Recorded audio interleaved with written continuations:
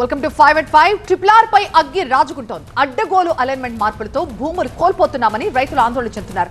యాదాద్రి జిల్లా చౌటుప్పల్లో triple R బాధిత రైతుల ఆందోళన తీవ్ర ఉద్రిక్తతకు దారితీసింది. ముందు ఆర్టీఓ ఆఫీస్ ముందు ధర్నా చేసిన రైతులు ఆ తర్వాత జాతీయ రహదారిని దిగ్బంధించారు. NH-65 పై వాహనాలని అడ్డుకుని రాస్తారోకో చేశారు. అయితే రైతులని అడ్డుకోవడానికి పోలీసులు ప్రయత్నించడంతో ఇద్దరి మధ్య తోపులాట జరిగింది. చివరికి ఆందోళనకారులను అదుపులోకి తీసుకుని పోలీస్ స్టేషన్ కు తరలించారు పోలీసులు.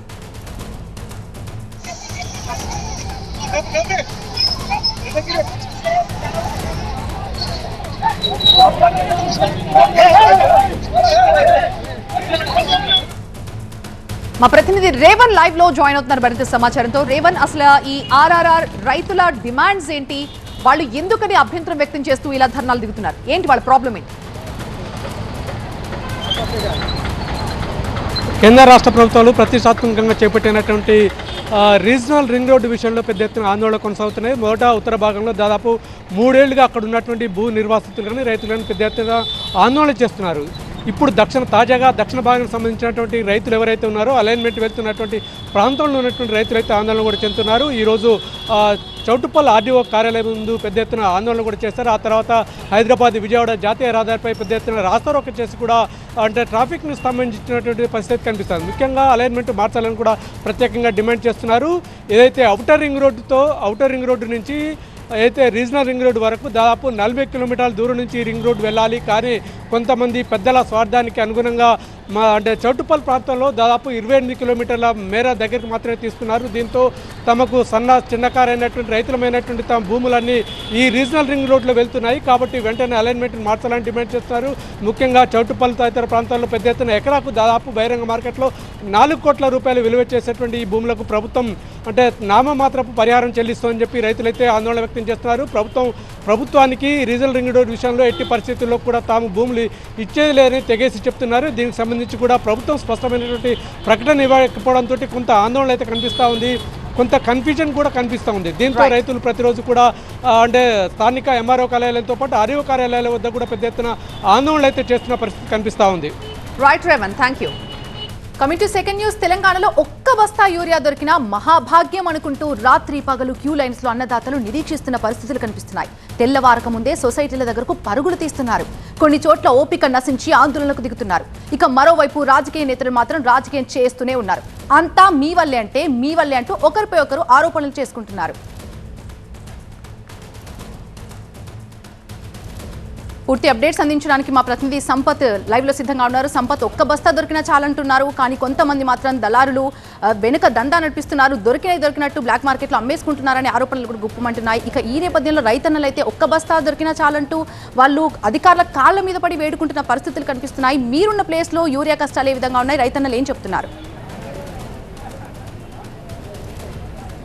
తెలంగాణ వ్యాప్తంగా కూడా యూరియా కొరత రోజుకి పెరిగిపోతుంది. అంటే ఉదయం 6 గంటల నుంచి రాత్రి 6-7 గంటల వరకు కూడా అన్నదాతలు యూరియా బస్తాల కోసం ఎదురు చూస్తున్నారు. ఇటు సహకార సంఘాలు కావచ్చు, డీలర్ల దగ్గర కూడా ఎదురు చూస్తున్నారు. ఎక్కడ కూడా ఒక బస్తా దొరకట్లేదు. ఎందుకంటే ఖచ్చితంగా ఈ సీజన్కి యూరియా చల్లితే మాత్రమే దిగుబడి వస్తుందని చెప్పి దాదాపు తెలంగాణ వ్యాప్తంగా అన్ని ప్రాంతాలు ఈరోజు ఆందోళన జరుగుతున్నాయి, ధర్నాలు జరుగుతున్నాయి. కానీ ప్రభుత్వం మాత్రం చెప్తుంది ఈ 2 రోజులే సుమారుగా 23,000 మెట్రిక్ టన్నుల యూరియాను కూడా రైతులకు ఇచ్చాము, 4-5 రోజులు ఈ సమస్యను తీరుస్తామని ఓవైపు ప్రభుత్వం చెప్తుంటే క్షేత్రస్థాయిలో మాత్రం యూరియా కోసము అన్నదాతలు ఇబ్బంది పడుతున్నాయి. ఒకసారి విజువల్ చూపిస్తున్న ఒక డీలర్ షాప్ వద్ద కూడా అన్నదాతలు ఈ విధంగా బార్లు తిరారు. అంటే వీళ్ళంతా కూడా ఉదయం 6 గంటలకు వచ్చి ఈ విధంగా పాస్బుక్లు పట్టుకున్నారు. కానీ కేవలం ఒక్క బ్యాగ్ మాత్రమే దొరుకుతుంది. ఆ ఒక్క బ్యాగ్తో మేము ఏమి చేసుకోవాలంటూ కూడా అధికారులు కూడా నిలదీస్తున్నారు. కేవలం ఇక్కడే కాదు, తెలంగాణ వ్యాప్తంగా అన్ని ప్రాంతాలు కూడా రైతులంతా రోడ్లపైకి వస్తున్నారు. కొన్ని చోట్ల అయితే రాత్రి అక్కడ నిద్రిస్తున్నారు. తెల్లవారుజామున వెళ్ళి కూడా సహకార సంఘాల వద్ద కూడా పడిగాపులు కాస్తున్నారు. ఒక యూరియా బ్యాగ్ దొరకాలంటే రైతులు అష్టకష్టాలు పడుతున్నారు. ఈ నేపథ్యంలో ఇటు అధికార పార్టీ, ప్రతిపక్ష పార్టీ తీవ్రమైన విమర్శలు చేసుకునే వైపు కేంద్ర ప్రభుత్వం, మరోవైపు రాష్ట్ర ప్రభుత్వం, ఈ 2 ప్రభుత్వాలపైన విమర్శ చేసే పరిస్థితి కనబడుతుంది. మొత్తానికైతే ఎన్నడూ లేని విధంగా అన్నదాతలు మొత్తం కూడా రోడ్లెక్కుతున్నారు, పడిగాపులు కాస్తున్నారు, పెద్ద ఎత్తున క్యూ లైన్లో ఉంటున్నారు. ఎటు చూసినా బాలు తిన్న దృష్టి అయితే కనబడుతుంది. ఎందుకంటే ఖచ్చితంగా ఈ 3-4 రోజుల్లో యూరియాను చల్లాలి. ఇటు ఆరుతడి పంటలతో పాటు కూడా వారికి ఖచ్చితంగా చల్లుతూనే దిగుబడి వస్తుందని అన్నదాతలు అయితే చెప్తున్నారు. కానీ ఈ 2 రోజుల్లో మాత్రమే సుమారుగా 23,000 మెట్రిక్ టన్నుల యూరియాను ఇచ్చామని కూడా అన్నదాత ఇక్కడ ప్రభుత్వం చెప్పే పరిస్థితి కనబడుతుంది. Right, thank you Sampath. దేశవ్యాప్తంగా ఆత్మాహుతి దాడులు చేయడం, రాజకీయ ప్రముఖులే టార్గెట్ గా దాడులు చేయడం ఉగ్రవాదుల లక్ష్యంగా గుర్తించారు అధికారులు. ఢిల్లీ పోలీసుల అదుపులో ఉన్న 5 ఐసిస్ ఉగ్రవాదుల విచారణలో సంచలన విషయాలను వెల్లడించారు. తమ హిట్ లిస్ట్ లో పలువురు నేతలున్నట్టుగా తెలిపారు. ఆత్మాహుతి దాడుల కోసం సూసైడ్ జాకెట్లు అలాగే బాంబులు కూడా వీళ్ళు సిద్ధం చేసుకున్నట్టుగా తెలుస్తోంది. ఈ గ్యాంగ్ లో మొత్తం 40 మంది సభ్యులున్నట్టుగా గుర్తించారు.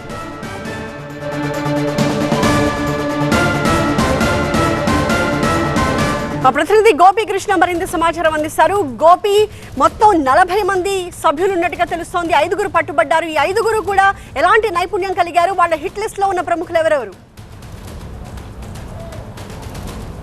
Yes, 5 Delhi special crime branch పోలీసులు అదుపులోకి తీసుకుని విచారిస్తున్నారు.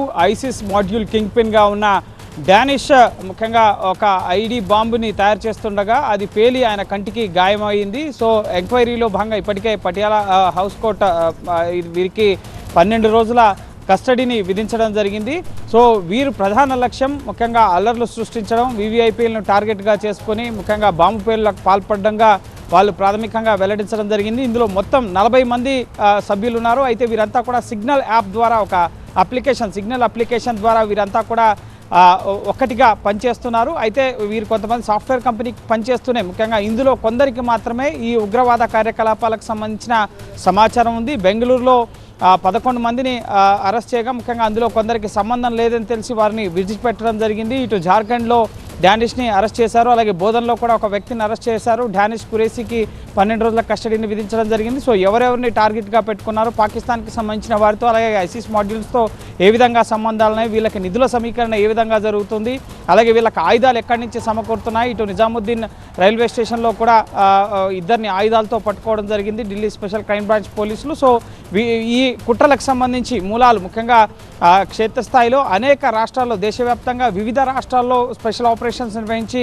ఢిల్లీ పోలీసులు పట్టుకోవడం జరిగింది. అయితే దీనికి సంబంధించిన మూలం ఎక్కడ ఉంది, ముఖ్యంగా పాకిస్తానా లేక మరే ఇతర దేశం నుంచైనా వీరిని ఆపరేట్ చేస్తున్నారా, వీరు స్లీపర్ సెల్స్గా పనిచేస్తున్నారా, ఐసిస్ ఉగ్రవాద కార్యకలాపాలను దేశవ్యాప్తంగా విస్తరించడానికి అలాగే దేశంలో అశాంతిని అరాచకాలను సృష్టించడానికి ఎటువంటి కుట్రలు పన్నుతున్నారు, వీటన్నిటిని తెలుసుకునే పనిలో ప్రస్తుతం Delhi crime branch special cell పోలీసులు పనిచేస్తున్నారు. ఎంక్వైరీ అనేది కొనసాగుతుంది. రానున్న రోజుల్లో దీనికి సంబంధించి డానిష్ నుంచి తీసుకున్న సమాచారం ఆధారంగా దీని కింగ్ పిన్ ఎవరు, ఏ ఉగ్రవాద సంస్థ ముఖ్యంగా ఐసిస్ ఉగ్రవాద సంస్థకు సంబంధించి ఎవరు ఈ వ్యవహారాన్ని అంతా నడిపిస్తున్నారా అన్న విషయాలను కూడా రాబట్టే పనిలో ప్రస్తుతం అయితే ఢిల్లీ పోలీసులు ఉన్నారు. ప్రస్తుతం ఎంక్వైరీ అనేది కొనసాగుతుంది. రానున్న రోజుల్లో ఈ ఐసిస్ మాడ్యూల్కి సంబంధించి ఉగ్ర కుట్రకోణానికి సంబంధించి అనేక విషయాలను ఢిల్లీ పోలీసులు వెలుగులోకి తీసుకొచ్చే అవకాశం కనిపిస్తోంది. Thank you Gopikrishna. పశ్చిమ మధ్య బంగాళాఖాతంలో అల్పపీడనం ఏర్పడింది. 48 గంటల్లో పశ్చిమ వాయువ్య దిశగా కదులుతూ ఒడిశా, ఛత్తీస్గఢ్ వైపు కదులుతోందని వాతావరణ శాఖ చెబుతోంది. ఏపీలోని కోస్తా జిల్లాల్లో చాలా చోట్ల భారీ నుంచి అతి భారీ వర్షాలు కురిసే అవకాశం ఉంది. ఉత్తరాంధ్రలోని అనకాపల్లి, కాకినాడ, ఈస్ట్ గోదావరి, ఏలూరు, ఎన్టీఆర్ జిల్లాతో పాటు యానాంలో భారీ వర్షాలు పడతాయని అధికారులు హెచ్చరిస్తున్నారు.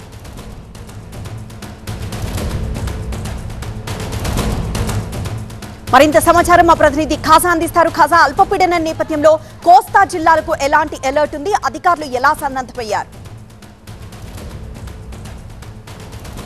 ఖచ్చితంగా అల్పపీడనం ప్రభావంతో ఇప్పటికే చాలా చోట్ల కోస్తా జిల్లాలతో పాటు అటువైపు తెలంగాణలోనూ భారీ నుంచి అతి భారీ వర్షాలు కురుస్తున్నాయి. మరో 24 గంటల పాటు ఇదే పరిస్థితి కొనసాగే అవకాశం ఉందని వాతావరణ శాఖ అంచనా వేస్తూ హెచ్చరిస్తుంది. ఈ నేపథ్యంలోనే ఏపీలోని ప్రధానంగా కోస్తా జిల్లాలైన అనకాపల్లి, కాకినాడ, ఈస్ట్ గోదావరి, ఎన్టీఆర్, యానాంతో పాటు ఏలూరు జిల్లాల్లో భారీ నుంచి అతి భారీ వర్షాలు కురుస్తాయని అధికారులు చెప్తున్నారు. దీంతోపాటు కర్నూలు, నంద్యాల అటువైపు రాయలసీమ జిల్లాలోని కర్నూలు, నంద్యాలలో కూడా భారీ నుంచి అతి భారీ వర్షాలు పడతాయి. మరోవైపు తెలంగాణలో కూడా చాలా చోట్ల మోస్తరు నుంచి విస్తారంగా వర్షాలు కురుస్తున్నాయి. ఈరోజు ఆదిలాబాద్, కొమరంభీం, భద్రాద్రి కొత్తగూడెం, ఖమ్మం, సూర్యాపేట, మహబూబ్నగర్ జిల్లాలకు ఈరోజు ఆరెంజ్ అలర్ట్ ప్రకటించారు. దీంతోపాటు రేపు ప్రత్యేకంగా నిర్మల్, నిజామాబాద్, కామారెడ్డి, సంగారెడ్డి, మెదక్ జిల్లాల్లో భారీ నుంచి అతి భారీ వర్షాలు పడే అవకాశం ఉందని వాతావరణ శాఖ ఇప్పటికే హెచ్చరికలు జారీ చేసిన నేపథ్యంలో వాతావరణ శాఖ ఇప్పటికే సూచించిన నేపథ్యంలోనే అధికార యంత్రాంగం పూర్తి స్థాయిలో అప్రమత్తమైంది. ఇటువైపు కోస్తా జిల్లాలోని ఎక్కడైతే భారీ నుంచి అతి భారీ వర్షాల ప్రభావం ఉన్న జిల్లాలు ఏవైతే ఉన్నాయో అక్కడ విపత్తుల నిర్వహణ సంస్థ కూడా ప్రత్యేకంగా సూచనలు జారీ చేసి ఆయా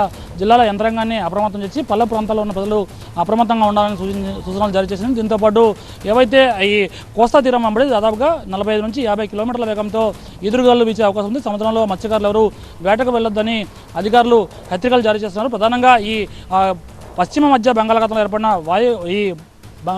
ఏర్పడిన ఈ అల్పపీడనం ఏదైతే ఉందో ఇది క్రమంగా పశ్చిమ వాయువ్య దిశగా కదులుతూ 48 గంటల్లో ఉత్తర ఒడిశా, దక్షిణ ఛత్తీస్గఢ్ పరిసర ప్రాంతాలపై వెళ్లే అవకాశం ఉంది. ఈ నేపథ్యంలోని Yes. ఉత్తర తెలంగాణ ప్రధానంగా అంటే కోస్తా జిల్లాలపై 3 రోజుల పాటు వర్షాల ప్రభావం ఉంటుంది. మరోవైపు తెలంగాణపై దాదాపుగా 4 రోజుల పాటు ప్రభావం ఉండే అవకాశం ఉందని వాతావరణ శాఖ అంచనా వేస్తోంది.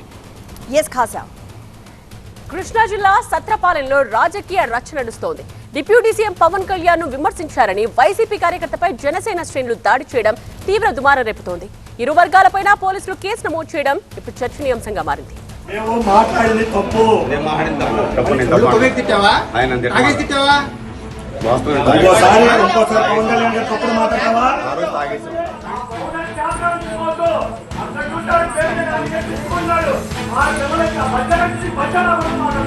కృష్ణా జిల్లా తాళ్లపాలెం పంచాయతీ సత్రపాలెంలో రాజకీయ దుమారం రేగింది. జనసేన అధినేత డిప్యూటీ సీఎం పవన్ ను విమర్శించారంటూ వైసీపీ కార్యకర్తపై దాడి చేశారు జనసేన శ్రేణులు. మోకాళ్లపై కూర్చోబెట్టి క్షమాపణలు చెప్పించారు.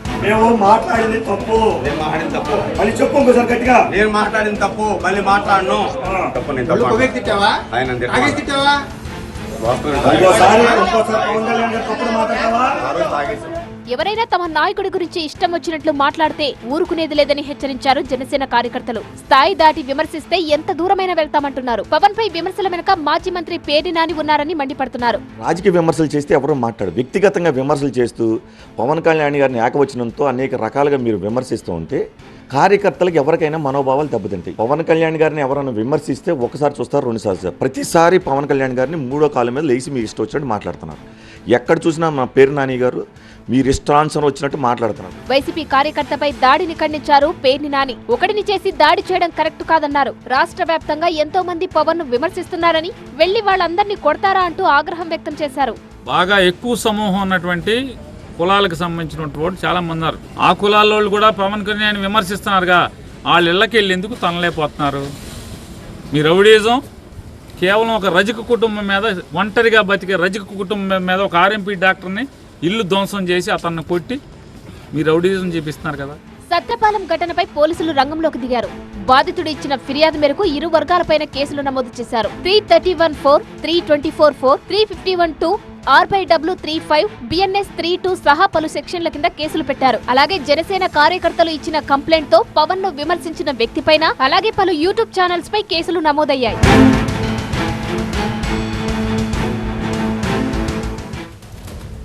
ఈ ఘటనకు సంబంధించిన కంప్లీట్ డీటెయిల్స్ మా ప్రతినిధి క్రాంతి అందిస్తారు. క్రాంతి, తాళాయపాలెం గ్రామ పంచాయతీ సత్రంపాలెంకి చెందినటువంటి ఆర్ఎంపీ వైద్యుడు వైసీపీ కార్యకర్త పైన జనసేన నేతలు చేసినటువంటి దాడి ఇప్పుడు మచిలీపట్నంలో కలకలం సృష్టిస్తుంది.